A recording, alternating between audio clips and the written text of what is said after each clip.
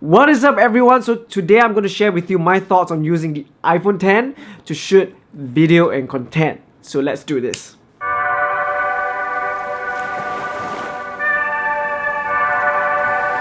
Alright, so first things first, this is not an overall review of the iPhone 10 where I talk about like the notch, the Face ID or like the photography functions. This is solely going to be my experience on using the phone to shoot video. Alright, so the very first draw or the main feature of the iPhone 10, right, is the ability to shoot 4K 60 frames per second, and that is amazing. That is amazing. Like when I was shooting in this mode, I didn't notice any like loss of quality, or it wasn't very compressed.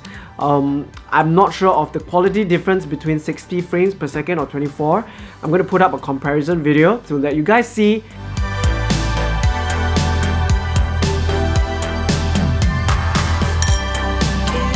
To me, I think the quality on the 60 frames 4K, it's really good, and to be able to shoot like high quality slow motion stuff, it's really good. It's really amazing to have that, and I found myself using that quite a lot, and it just makes your iPhone video like a lot more cinematic lah, to shoot like slow motion. So the next thing I want to talk about is the ability to choose like your frame rates in the native camera settings, right? Previously on the iPhone 7 Plus, the only option you have is 30 frames per second in your settings, and for me personally, I prefer to shoot in like 24 frames or 25 frames per second because that is like the standard like cinematic like frame rate that people use.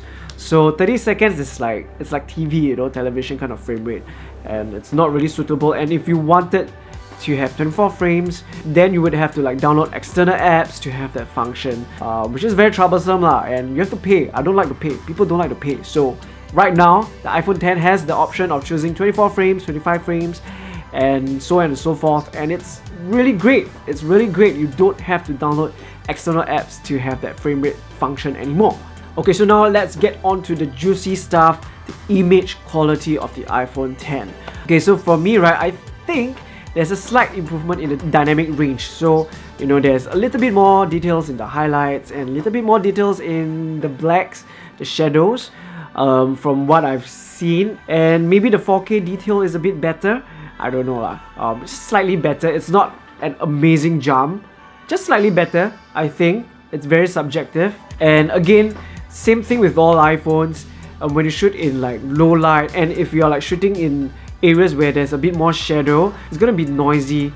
Shooting indoors, it's gonna be also noisy, and the image kind of really degrades. It becomes mushy, it becomes muddy. 4K become like 360p. To really get the best quality out of the iPhone is to really shoot in bright outdoors lighting. This is just one thing to know lah, if you're shooting videos with the iPhone. Okay, so for the colors, right, the iPhone colors are very punchy. It's very saturated. It looks good, very pleasing to the eye, but if you're intending to do like a bit of grading, you want to make it more cinematic, then it's not very ideal. It's not flat enough basically, and in post-production what I did is I have to reduce the contrast, I have to reduce the saturation to really kind of try to make it a bit flatter, but I think generally okay lah, can manage on the colors. You just have to find a way to work around with it, and you can still produce like good looking image or images or results with that. So again, with all iPhones, it doesn't have that shallow depth of field look or the bokeh kind of look. You have portrait mode in the photography mode, but in video it's the same. You don't have portrait mode in video, so I think it's because of the sensor size. Again, I don't think you can ever achieve much bokeh in video. Maybe next time, but for the iPhone 10, it's the same. If you really want to have like bokeh, you have to go really close to the subject or use like the telephoto lens. I think the telephoto lens is really amazing. If you want to get like detailed shots or close-ups, and I think that's the best mode to get like that shallow depth of field or bokeh. Go really close to the subject and shoot in telephoto mode, and yeah, you can still achieve a bit of bokeh in that. There's still a workaround, but generally my feel again is that it just doesn't have that DSLR soft bokeh kind of look. Next up is image stabilization. I think image stabilization is great. It's really good in the iPhone 10.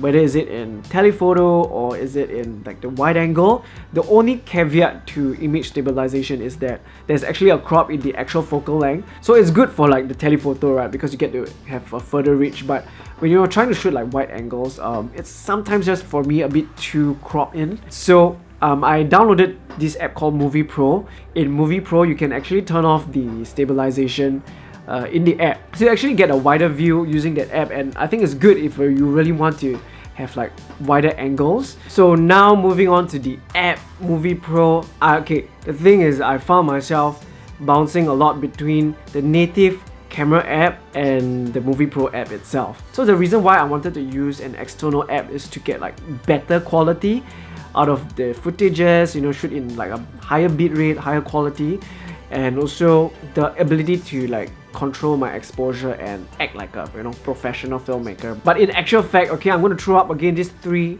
shots to show you guys, is there a difference whether or not I shot in the app with a higher bitrate.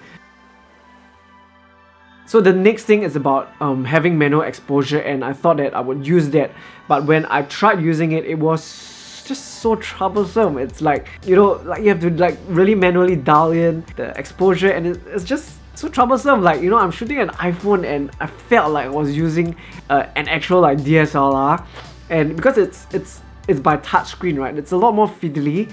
It makes things really slow, and so I didn't even use like manual exposure. I used it completely on auto exposure. It was just too troublesome. And the thing is, because you cannot adjust the aperture within the camera app, there's no way you can adjust the aperture of the iPhone camera or lens. So you're pretty much stuck with adjusting ISO and shutter, and you have to actually, if you are shooting in broad daylight, you have to bump up your shutter so much that it looks jittery. And again, then you need to put in like ND filter or put in like additional lens and all that kind of stuff, and it's just, oh, when I use an iPhone to shoot, I want it to be quick, I want it to be easy, I want it to be convenient. So in the end, you know, I just used auto exposure, even though, like, you know, there were certain scenes that it looked quite ugly lah when I pan up from like the ground to the sky. So yes, pretty much that's it for my thoughts about using the iPhone X for video. So you guys can let me know if there's any other questions that you would like to know about, you know, filming with the iPhone X. Don't forget to check out my iPhone X video shot in Singapore. I'll put the link down below. Go check it out and let me know again what you think of it. So yeah, thanks for watching. I hope this is useful for you. Don't forget to subscribe for more music and travel, and I will see you on the next video.